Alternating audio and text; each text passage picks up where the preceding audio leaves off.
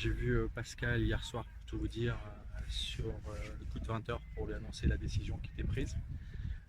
Pas simple, vous l'imaginez bien. L'idée c'était de continuer le travail ensemble jusqu'à la fin de la saison.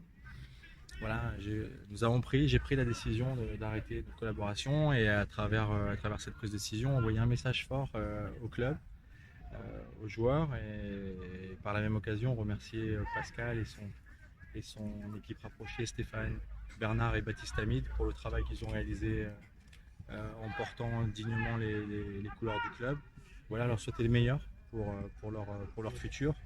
Euh, Maintenant, vous dire qu'effectivement, la décision qu'ils ont prise, c'est une décision interne qui n'était pas prévue du tout dans l'organisation du projet. Et c'est de nommer Fabrice Van Duput, qui connaît bien le club, hein, qui était le coach qui s'occupait de l'équipe réserve, en relation étroite bien entendu avec le groupe professionnel.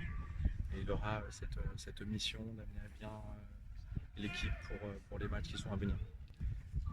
Me concernant, c'est la première fois que je prends cette décision pour un coach. Vraiment, j'espérais de cette relation avec Pascal qu'elle puisse durer. Et on n'était pas malheureusement dans cette synergie-là. Et j'ai effectivement, et le club, a une part de responsabilité sur le fait de ne pas être en capacité à pouvoir vous annoncer une construction demain avec lui. Donc il fallait prendre une décision quoi qu'il arrive, soit à l'arrivée maintenant, soit à l'arrivée à la fin de la saison. Je pense qu'il a bien compris. Il souhaite le meilleur au club, c'est ce qu'il m'a dit en partant, et je lui souhaite le meilleur également. En ce moment, l'aspect financier, vous savez, trouver des solutions dans une période comme celle-là, l'aspect financier, c'était pas ce qui était la primeur, c'était de retrouver ou d'être en capacité à pouvoir avoir une équipe capable de finir la saison avec une énergie un petit peu différente, tout simplement. Et donc voilà, c'est ce que je vais demander à Fabrice et au staff qu'il formera. Il faut que je le mette dans les meilleures conditions. Et les meilleures conditions, c'est d'être à ses côtés, à côté du staff qu'il va composer pour préparer le match de Pau.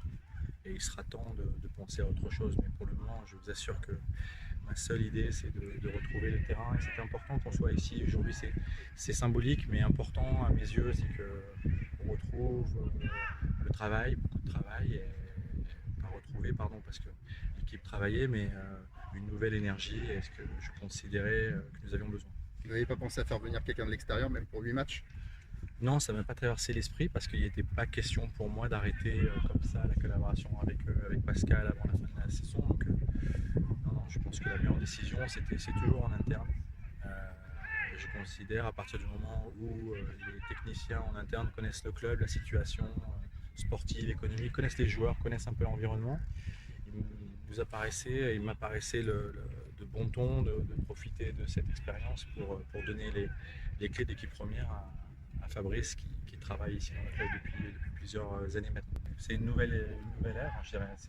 Pascal n'est plus là, il va falloir que je parle beaucoup avec Fabrice, le voir aussi dans cette situation. Je lui donne toute ma confiance et il sera temps effectivement après de discuter du contrat et d'aligner au moment où ça me paraîtra le plus opportun la suite. Je connais Johan parce on s'est rencontrés et donc voilà, il a fait un travail magnifique dans son club.